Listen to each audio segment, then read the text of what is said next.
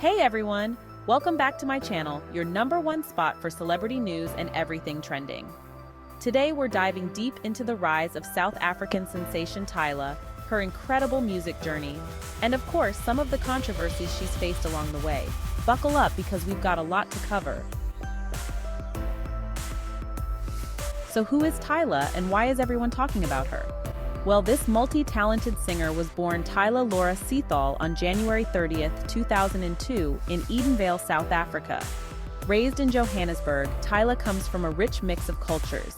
She's got Indian, Mauritian, Zulu, and Irish heritage. Pretty cool, right? That diversity shines through in her music, blending amapiano, R&B, and pop into something truly unique. In a 2021 interview with ID Magazine, Tyla recalled waking up to the sound of music filling her home in Johannesburg. She grew up vibing to both local artists like Black Coffee and international icons like Tupac, Aaliyah, and Rihanna. This shaped her appreciation for South African culture while also sparking her interest in singing and dancing. By the age of 11, Tyla was already uploading YouTube covers of songs like Justin Bieber's Fall and Die in Your Arms. But her real hustle started after she graduated high school in 2019. After graduation, Tyla didn't even bother picking up her certificate. She was ready to grind full-time for her music career. But, like many African parents, her family wanted her to keep music as a hobby and pursue a degree instead. Tyla briefly studied mining engineering while still pursuing her passion for music. Her breakthrough came when she was discovered by her first manager, Garth Van Glen, who set up her first recording sessions. This led to the release of her debut single Getting Late with South African DJ Cool Drink. Despite having no record label backing or funds, Tyla and her team worked together to create a music video. They were a small crew. Her manager acted as the videographer, and her best friend styled her. It was a true DIY production, but it paid off. Getting Late made waves in South Africa's amapiano scene, and Tyla caught the attention of record labels worldwide. In 2020, she signed with Epic Records in a joint venture with Fax Records, setting her up for international success. But it wasn't all smooth sailing. The COVID-19 pandemic nearly derailed her plans, but Tyla persevered. By the time the world got back on track, Tyla was ready to launch herself onto the global stage. In 2023, Tyla dropped the track Water, and this song, it was everywhere. The viral dance challenge on TikTok? Check. Celebrities like Ciara joining in? Check. It was a cultural moment for sure. The song topped charts worldwide, and her success was solidified when she won her very first Grammy in 2024. She took home the award for Best African Music Performance, making her the youngest African solo artist ever to do so. What an achievement! But like any rising star, Tyla's journey hasn't been without controversy. Despite this significant achievement, she has faced criticism, with some labeling her a one-hit wonder. In response to these critiques, Tyla released her self-titled debut album in March 2024, featuring singles like Truth or Dare, Butterflies, and On and On. The album surpassed 1 billion streams on Spotify within 2 months, underscoring her growing discography and global appeal.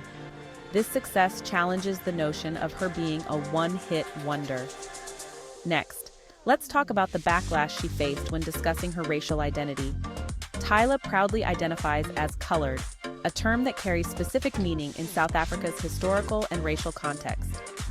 When she mentioned this in a June 2024 interview on The Breakfast Club, some people took issue with her terminology, accusing her of distancing herself from her blackness.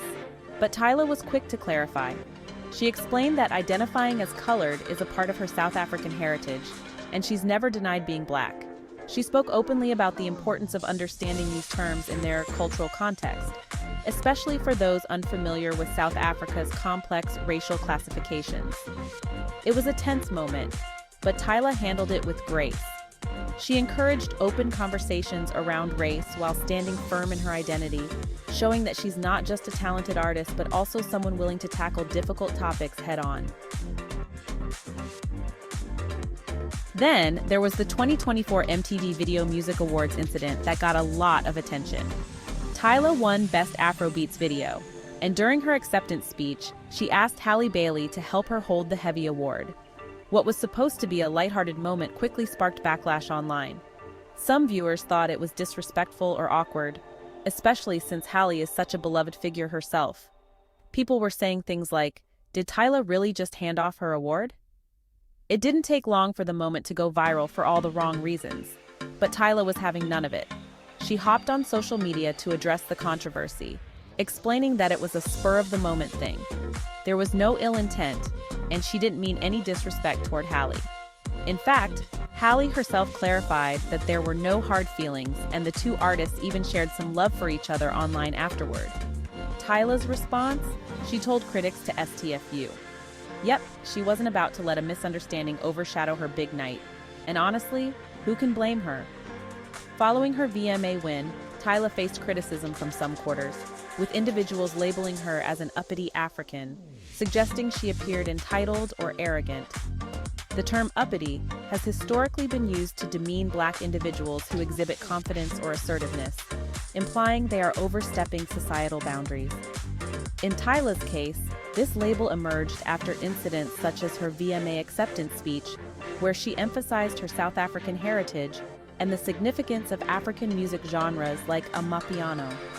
Additionally, her interaction with artists like Usher during performances led some to question her demeanor, further fueling the uppity narrative.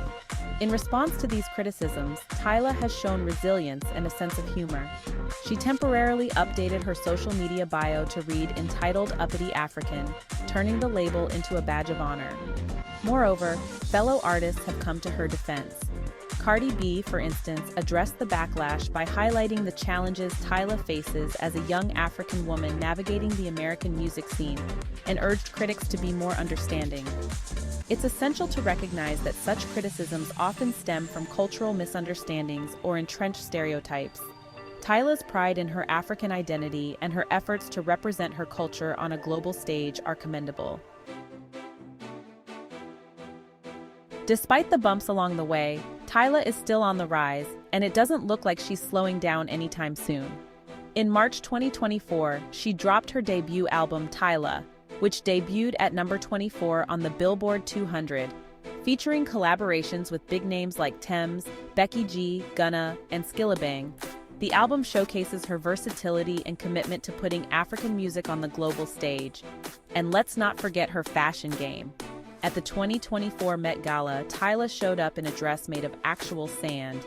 Yes, sand. Designed by Balmain, the dress symbolized the sands of time, and it had everyone talking. Tyla continues to make statements both musically and stylistically, proving that she's a force to be reckoned with. So what's next for Tyla? More music, more fashion moments, and probably more headlines. But one thing's for sure, she's cemented her place as a global star, and we can't wait to see where she goes from here. Alright, that's all for today's video. What do you think about Tyla's rise to fame and the controversies she's faced? Do you think she handled them well? Let me know your thoughts in the comments below. And before you go, I'm on a journey to reach 1,000 subscribers before the year ends, and I know we can make it happen. If each one of you who enjoys my videos takes a moment to hit that subscribe button, we'll get there in no time.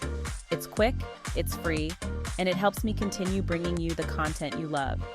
So if you haven't subscribed yet, do it now and join the movement. Let's hit that 1,000 mark together. Thanks for watching, and I'll catch you in the next video.